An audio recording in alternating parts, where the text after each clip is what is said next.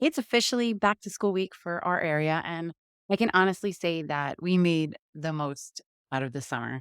Did we do everything we set out to do? No, but we also did a lot of things we didn't plan on doing. And we made some amazing memories. So I can honestly close this chapter on the summer feeling fully content. I also want to send some extra love and hugs out to those mamas who recently sent their babies off to college. It's just such a hard season of life when you have to let them go and let them spread those wings. I see the Facebook posts and I just get really emotional. I feel the pain of those mamas, the bittersweetness of seeing your baby moving on to bigger and hopefully better things, but also the sadness of not having them under your roof anymore. I really don't know how I'm going to handle it. And I know it's just 3 years away. But it's also a big part of the reason I was adamant about doing as much as we could as a family this summer because I know that clock is ticking. So, hugs to all of those mamas. You did an amazing job raising your babies, and they are off to do amazing things. So, today is episode number 20, another milestone for Mom Wife Career Life. I can't put into words how much I love doing this podcast, how much it lights me up, how much I love connecting with all of you, whether it's through your DMs in our new Facebook community or those of you that I've had the pleasure of coaching with so far. I feel so blessed. If you're new to the Mom Wife Career Life podcast, you can check out my website, momwifecareerlife.com, to learn all the different ways we can connect and the different coaching options I offer. I've extended my back to school deep discount through the end of September. So if your heart is telling you you can use help with getting your life in order and your schedule together, hit me up. Today's episode is also a part two. So if you haven't listened to episode 19 yet, hit that pause button and go listen because today we're continuing with my tips on how to get a good night's sleep. Are you feeling overwhelmed trying to juggle all the many hats you wear as a working mom? Do you want more quality time with your family without distraction of work, with time alone to take care of yourself and your needs? Welcome to Mom Wife Career Life. I'm Kerri, a wife, mom of 3, and a recovering perfectionist. In this podcast, I will teach you how to create balance in your life by implementing healthy habits, organizing your home and your schedule, being intentional with your time and in your relationships, and most importantly, how to start putting your needs first because no one can pour from an empty cup. Grab that second cup of coffee, or if you're anything like me, your third. It's time to dive into today's episode of Mom Wife Career Life. It's officially September. Summer break is over. We're moving into fall. That means less daylight, cooler temps, change in schedules, changes in routines. And through all that change, it's important to get that good night's sleep. Today, we are picking up where we left off last week with my tips on how to get a better night's sleep so you'll wake up feeling rejuvenated, energized, and ready to tackle whatever tomorrow may bring your way. Last week, we covered tips 1 through 7, so today we're picking up with number 8. Number 8, get the kids out of your bed. If you still have little ones that are getting up during the night, then that makes it really hard to get a good night's sleep. Just remind yourself that this is just a season and waking up in the middle of the night will not be forever. And as much as you might love the cuddles in the middle of the night, you really will sleep so much better if you have room in your bed to turn and to stretch. I know I've shared before what I did to get my kids out of the bed. I put sleeping bags around the bed, and if my kids wanted to sleep in our room, they slept on the floor. The floor might get a little crammed, but I'd rather my floor get crammed than my bed. Number 9, minimize light. Try to minimize any exposure you have to light in the middle of the night. If your room is bright in the morning or you have a street light outside your bedroom window like we do, get yourself some good blackout curtains or even an eye mask. If your kids wake up in the middle of the night, keep those lights off when you walk them back to bed, or just do my sleeping bag trick and you don't even have to move. If you still have an infant and you have to do feedings in the middle of the night, try not to turn the light on. You can use the light on your phone, or they sell these nice dimmable baby lights now that you can use. The more light you expose yourself to, the more your body is going to wake up. Same with the baby. So try to keep those lights off. When mine were infants, I had the bassinet right next to my bed and it had a basket shelf underneath, and I would keep the changing pad, diapers, wipes, their bottle. And when they would wake up in the middle of the night, I never got out of bed. I just sat up, used the light from my phone to change them on the bed, fed them, and put them right back down. And if you're breastfeeding, you don't even have to worry about the bottle part. If your baby is in a separate room, of course, you still need to get out of bed, but Keep the light to a minimum. That also helps train the baby to know the difference of when it's nighttime and when it's daytime. The less stimulation you give the baby in the middle of the night, better. And the same goes for you. The light will wake you up and it's going to make it harder for you to fall back to sleep. Number 10, cover the clock. If you wake up in the middle of the night, try not to look at the clock. Don't look at your phone. Don't look at the cable box. This is a mindset perspective trick. If you look at the clock and you see that it's 3:30 or 4 a.m., it's close to whenever your alarm is going to go off. It's a lot harder to fall back to sleep than if you looked at the clock and saw 12:30, 1 a.m. When the time is close to your normal wake up time, you're just thinking about how soon you have to wake up again or how much sleep you're losing. If it's closer to the time you went to bed, you feel like you still have so much more time to sleep. So if you're not checking the clock, you don't know what time it is, you have a better chance of falling back to sleep. Number 11, journal it. Get everything out of your head and on paper. If you find that you're having a hard time falling asleep because you have too many thoughts in your head, write them down.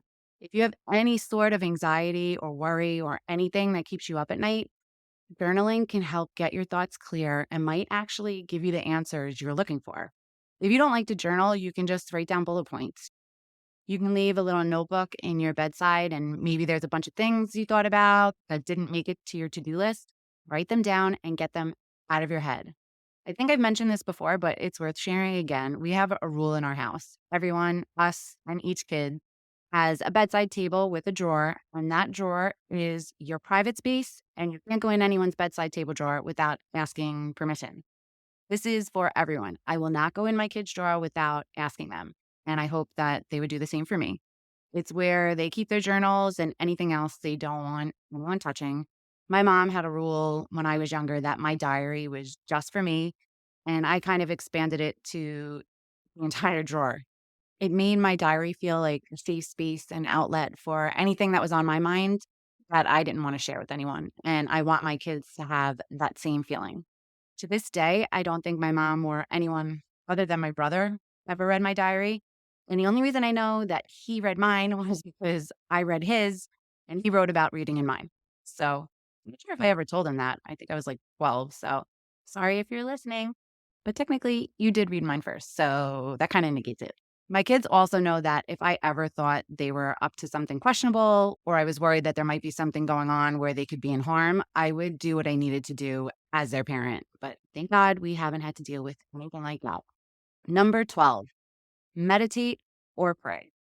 Hopefully, you believe that there is something in this world larger than you, whether it's God, some people say the universe, whatever your beliefs are. If there is something you are struggling with or have anxiety over, after you journal about it, spend a little time as you are lying there trying to fall asleep, asking for help or guidance to work through whatever you are going through. I tell my kids the saying all the time, give it to God. If they have worries or are struggling with anything, school, friends, sports, whatever is laying heavy on their mind that they don't feel comfortable talking to me with, which I hope that they would, but they're kids, I tell them, give it to God before they go to bed. I have faith and trust that in my case, God will get me through it because we always get through it. If you are listening right now, then you have gone through something in your life that you have gotten through. If you talked to me the Friday before we went on vacation, I didn't know how I was going to get done everything that I needed to get done before leaving for vacation. And I was literally in tears, but I got through it. We always get through it. And we usually come out better off on the other side. And whether you meditate or pray, you should always end with saying or thinking about all the things you are thankful for. To quote Bing Crosby from my favorite movie, White Christmas, when I worry and I can't sleep, I count my blessings instead of sheep. You can fall asleep counting your blessings. Number 13, exercise. Get your body moving.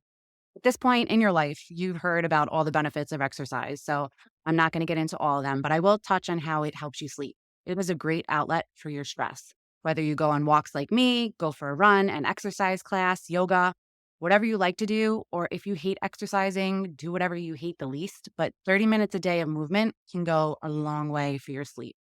Number 14, make your bed comfortable.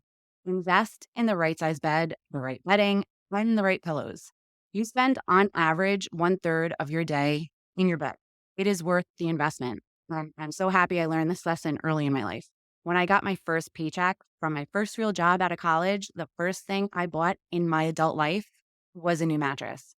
It was so nice. It was also the mattress Russ and I used when we first moved in together. Once we had kids and had the room, we really should have upgraded to a king size bed, but we didn't do that until a few years ago. So if you have the space, don't wait. Invest in a king size bed. And pillows, I'm still on the hunt for the perfect pillow, but ever since being pregnant and having those pregnancy pillows that wrap around your shoulder and then through your legs, I've slept with a pillow between my knees when I'm on my side or under my knees when I'm on my back. If you've never tried it, try it. When we're sleeping out and I don't have that extra pillow to put between my knees, it's a totally different night's sleep and not a good one. Also, pillows do have a shelf life. You should be replacing your pillows every 1 to 2 years, but if your pillow is starting to get lumpy and you're not ready to replace them, a little hack, try throwing them in the dryer. It helps fluff them up. And a bonus tip, number 15, regulate the temperature. Although Russ will completely disagree with me, the recommended temperature for a best night's sleep is between 60 degrees Fahrenheit and around 68 degrees. Russ likes it around 72, but I love being a little cold and then snuggling into my blanket. So the colder, the better.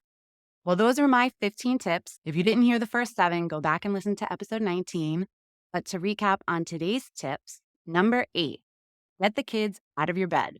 Don't let the kids take over your bed. Use my trick and put them on the floor. Number 9, minimize the light. Use blackout curtains or an eye mask. The darker the space, the deeper the sleep. Number 10, cover the clock. No good can come out of looking at the time in the middle of the night. Save yourself the added anxiety and cover that clock. Number 11, journal. Get everything out of your head and onto paper. Leave a notebook and pen in your bedside table for easy access. Number 12, meditate or pray. Ask for help for whatever worries you have on your mind. Give it to God and fall asleep, counting your blessings. Number 13, exercise. Get that body moving. 30 minutes of movement a day can make a huge difference. Number 14, make your bed comfy. Invest in a good mattress, some nice bedding, and especially those pillows. And throw them in the dryer if they need a little fluffing. Bonus tip 15, regulate the temperature. A little cold is good for you, and who doesn't love snuggling under a blanket? I hope you found part 2 helpful. I'd love to hear which tip you are going to try this week. Head on over to our free Facebook community and tell me all about it. The link to our group is in our show notes, or you can just go to Facebook and search up Mom Wife Career Life and click join. Can't wait to see you over there. Sending you so much love and light until next time on Mom Wife Career Life with Kerri Pat. Before you go, if you found this podcast helpful, I would be forever grateful if you could take a minute, go over to iTunes, and leave me a review. If you have other stressed out mamas in your life that you feel this podcast could help, take a screenshot of this episode, post it on Instagram and tag me, and let them know that they are not alone and they can create balance in their life too. If there's a topic you would like me to cover or you just want to connect, DM me on Instagram at mom.wife.career.life.